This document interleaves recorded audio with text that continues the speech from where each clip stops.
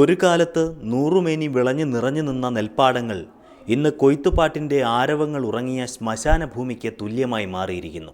നെൽകൃഷി നഷ്ടമാണെന്ന ഒറ്റവാക്കിൽ എല്ലാം തീർത്ത് കന്നുകാലികളുടെ മേച്ചിൽപ്പുറങ്ങളാക്കി പാടങ്ങളെ മാറ്റി.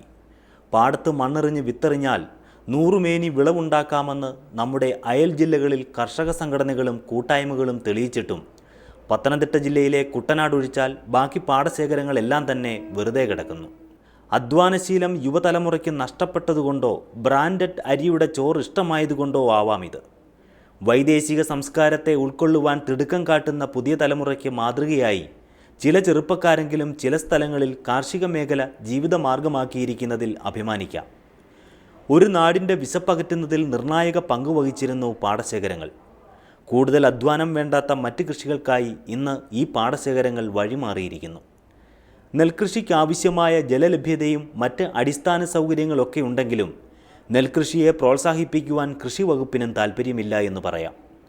കാട് മൂടുന്ന നെൽപ്പാടങ്ങളിൽ നെൽകൃഷി ചെയ്യുവാൻ ഭൂ ഉടമകളുടെ കൂട്ടായ്മകൾ രൂപീകരിച്ച് സബ്സിഡി ഉൾപ്പെടെയുള്ള ആനുകൂല്യങ്ങൾ നൽകി അവർക്കൊപ്പം നിന്നാൽ നാളെ കാറ്റിൽ ആടിത്തിമിർക്കുന്ന നിറകതിരുകളുടെ ഭൂമിയായി ഈ പാടശേഖരം മാറ്റാം.